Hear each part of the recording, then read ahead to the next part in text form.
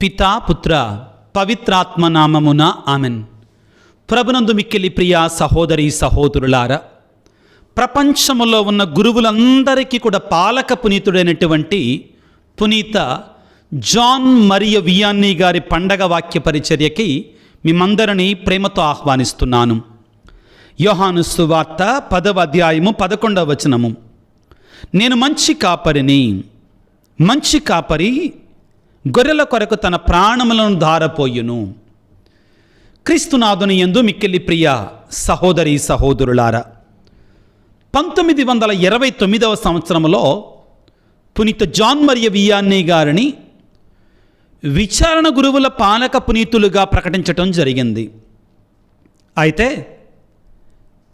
16వ బెనడిక్టు పాపు గారు పునీత జాన్ మరియ వియాన్నీ గారు విచారణ గురువులకు మాత్రమే పాలక పునీతులు కాదు, ఆయన ప్రపంచంలో ఉన్న గురువులందరికీ కూడా పాలక పునీతులు అని చెప్పటం జరిగింది.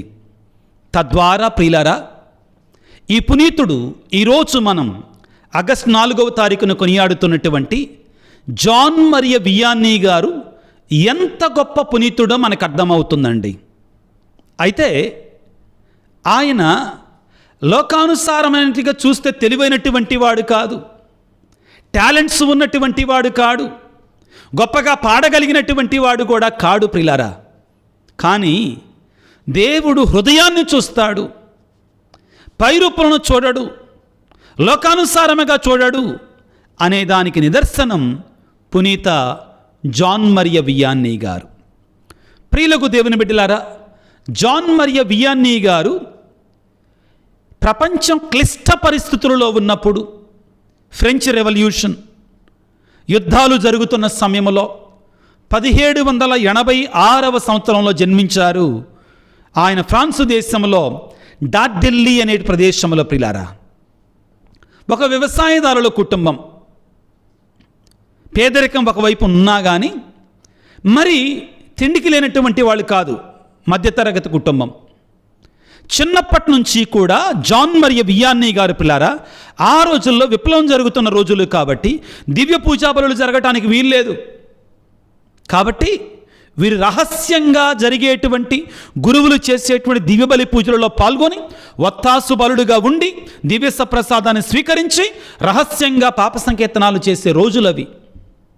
అటువంటి విశ్వాసంలో పెరిగినటువంటి గొప్ప పునీతుడైన కోరుకున్నట్లుగానే దేవుని కృపణ సెమినరీలో చేరాడు. కానీ పెద్దగా జ్ఞానం లేదు కాబట్టి ఎక్కువగా పరీక్షల్లో తప్పేవాళ్ళు. చాలాసార్లు ఆ గురు విద్యాలయ అధికారులు ఈయన ఇంటికి పంపించాలనుకున్నారు.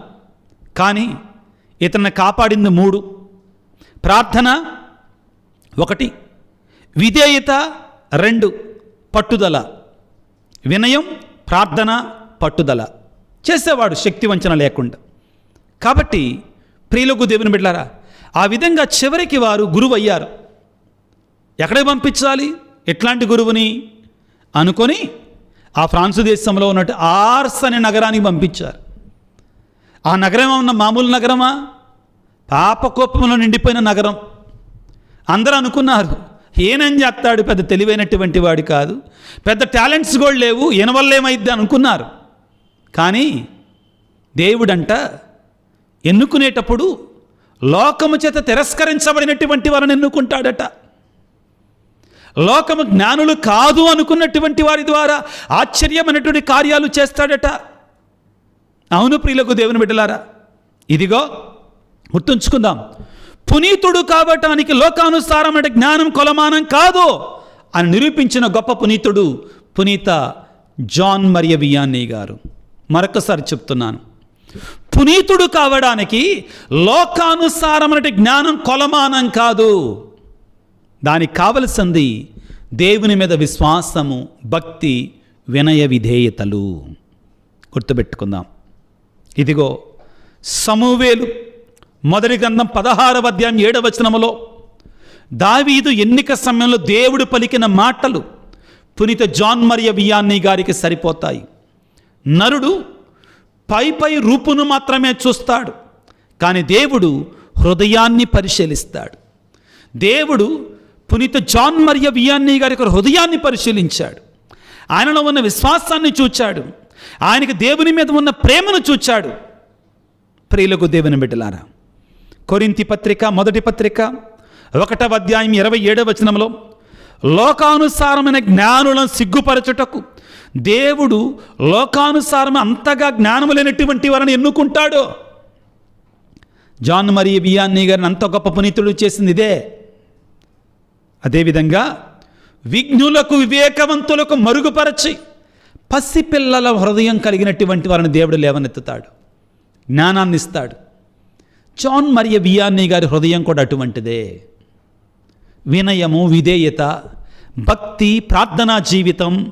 ప్రియులకు దేవుని బిడ్డలారా, కష్టపడే తత్వం దేవుడి కోసం, ఈ గుణాలే ఆయన అద్భుతాలు చేసేటట్లుగా చేశాయి.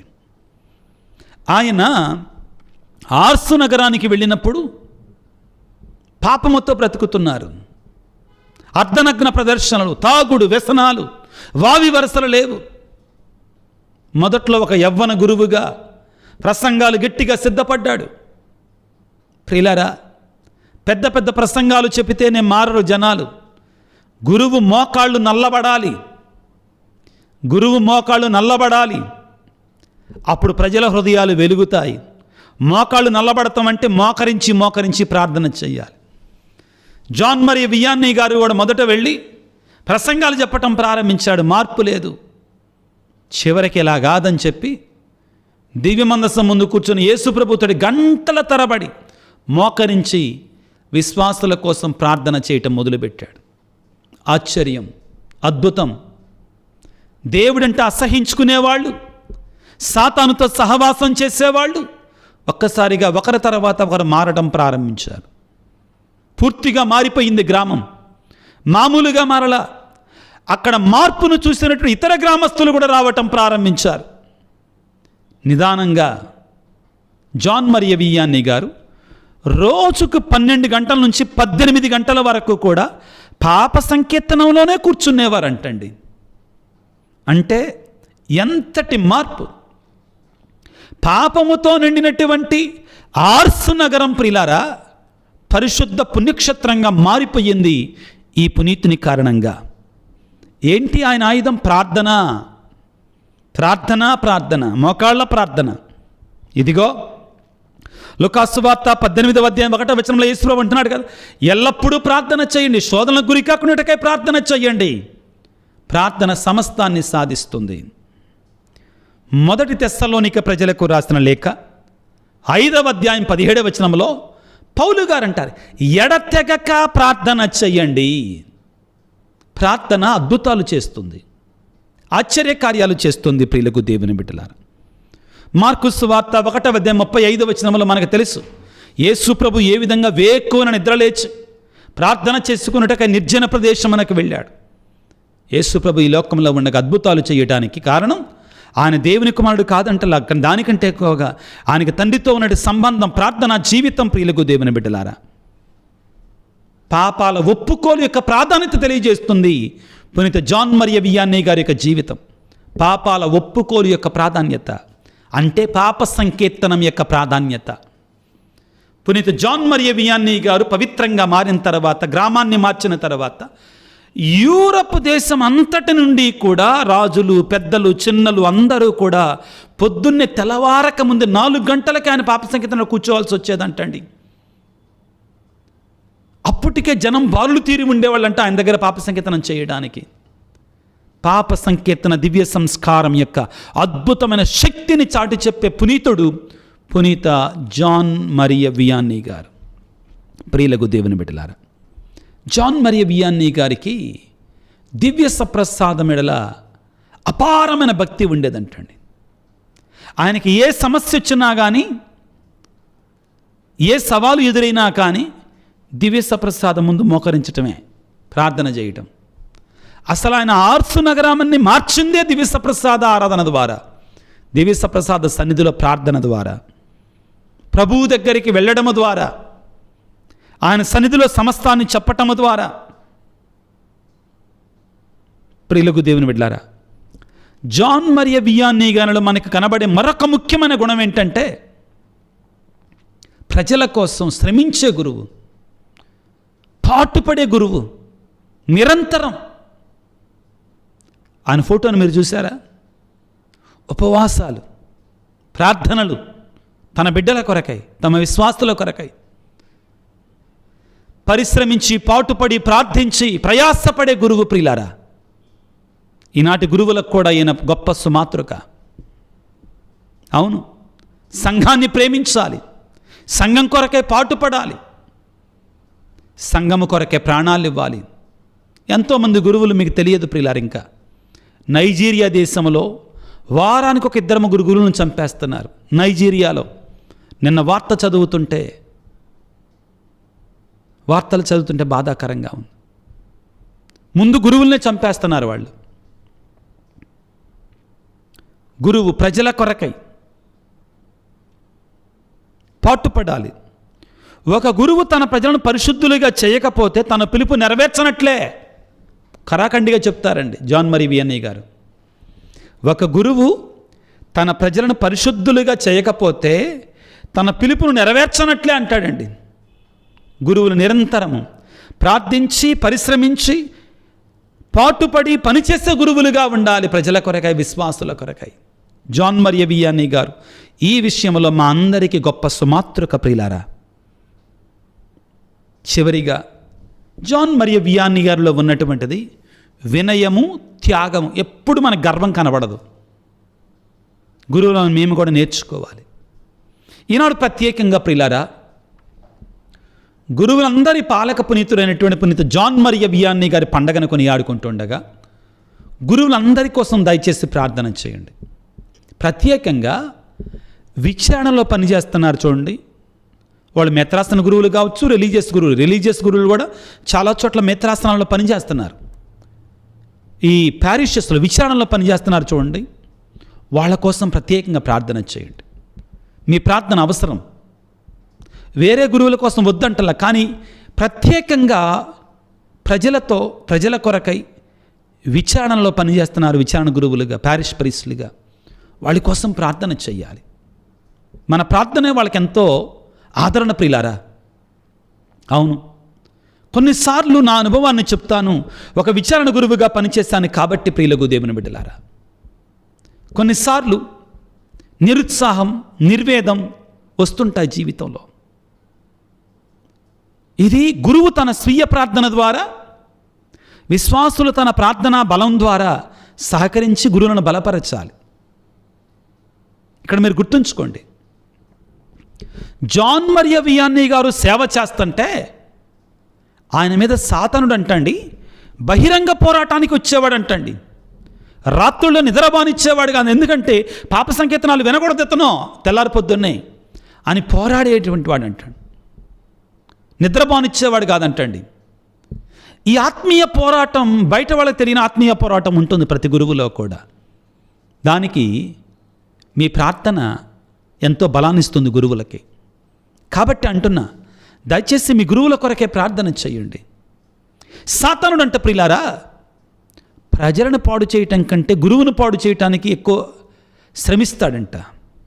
ఎందుకంటే ఒక గురువును పాడు చేయగలిగితే సంఘాన్ని పాడు చేసినట్లే, దివ్య సంస్కారాలు అందకుండా. కాబట్టే పునీత జాన్ మరీ వియన్నీ గారు ఏమంటారంటే, గురుత్వం అనేటువంటిది క్రీస్తు ప్రభు యొక్క హృదయ ప్రేమకు గురుతు అంటాడు. గురుత్వం అనేటువంటిది క్రీస్తు ప్రభు యొక్క హృదయ ప్రేమ అంటండి. Priesthood is the heart of Jesus అంటారండి. Priesthood is the love of Christ heart అంటాడండి. కాబట్టి ప్రియులారా, మీరు గురువులలో ఎప్పుడన్నా కానీ ఏదైనా లోపాలను చూసినప్పుడు మొదటిగా మనం చేసేది వాళ్ళ కోసం ప్రార్థన చేయాలి. ఈరోజు గురువుల రోజు కూడా, పునీత జాన్ మరీ వియన్నీ గారి పండగ రోజు, గురువుల రోజు కూడా. కాబట్టి ప్రే ఫర్ దెమ్. దయచేసి వాళ్ళ కోసం ప్రత్యేకంగా మొదటిగా చేయాల్సింది అది. రెండవది, వీలైతే మీకు చొరవ ఉంటే చెప్పే విధంగా మంచితనంగా ఏదన్నా జరగకూడదు జరుగుతుంటే మీరు చెప్పండి వాళ్ళకి. అవును, ఆ చొరవ ఉంటే గద్దించవచ్చు కూడా. ప్రయత్నం చేయండి. లేకపోతే అనవసరంగా మాట్లాడుకోవటం ద్వారా దానివల్ల ఉపయోగం ఉండదని నా యొక్క అభిప్రాయం అండి. మా అమ్మ, నేను పిల్లలప్పటి నుంచి చూసేవాళ్ళు, ఎవరైనా గురువు గురించి మాట్లాడుతుంటే వెంటనే ఖండించేదండి. నేను గురువునని కాదు, ఆమె విశ్వాసం మొదటి నుంచి అంతే. దాని బదులు ప్రార్థన చేయరాదు మీ సాములవారి కోసం, ఇంత గట్టి చెప్పేది, మొహమాటం లేకుండా నాలాగనే కరాఖండి చెప్పేది. ప్రార్థన చేయరాదు మీ సాములవారి కోసం, ప్రార్థన చేయి. అది చేయకుండా ఏమని మాట్లాడుతున్నావు, ఇంతే మాట్లాడేది.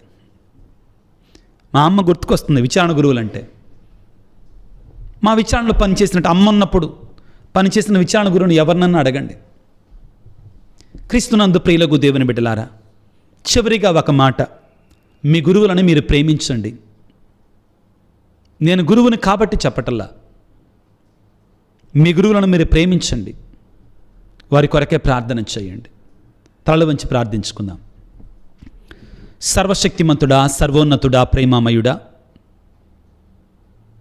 పునీత జాన్ మరియు వియానీ గారి పండగను కొనియాడుకుంటుండగా ఇంత గొప్ప పునీతుని, ఇంత మహిమగల పునీతుని, పాపముతో నిండినటువంటి ఆర్స్ గ్రామాన్ని పరిశుద్ధ పట్టణముగా పుణ్యక్షేత్రముగా మార్చినటువంటి గొప్ప పునీతుని మాకు ఇచ్చినందుకు మీకు స్తోత్రాలయ్యా, వందనాలు. అవును ప్రభువా, పునీత జాన్ మరియు వియానీ గారి మధ్యస్థ ప్రార్థన ద్వారా మా గురువులందరిని దీవించండి, ఆశీర్వదించండి. మా విచారణలో పనిచేస్తున్న, వివిధ సంస్థల్లో పనిచేస్తున్న గురువులందరిని దీవించండి ప్రభు, ఆశీర్వదించండి. వారు మా కొరకై పరిశ్రమించి పనిచేసి పాటుపడి ప్రార్థించి దివ్య సంస్కారాలని అర్పించి మమ్మల్ని పరిశుద్ధపరిచే గురువులుగా వారిని మార్చండి. బలహీనతలో ఉన్న గురువులను ప్రభు బలపరచండి నాయన. సాతానుడు వారి మీద శోధించకుండా, సాతానుడు వారి మీద శోధించి పాపంలో లాగకుండా కాపాడండి నాయన. నీ దూతలను కంచెలాగా మా గురువులకు ఉంచండి నా తండ్రి. మా పాపు గారిని, మా బిషప్ గారిని దీవించండి నాయన. ఈనాడు ఈ పరిచర్లో పాల్గొంటున్న, ఈ ప్రార్థనలో పాల్గొంటున్నటువంటి అనారోగ్యముతో బాధపడుతున్న బిడ్డలని గాయపడిన హస్తాలతో తాకి స్వస్థపరచండి. కుటుంబాలలో శాంతిని, సమాధానం దయచేయండి ప్రభుగా. సాతానుడికి అధికారం లేకుండా కాపాడండి నాయన.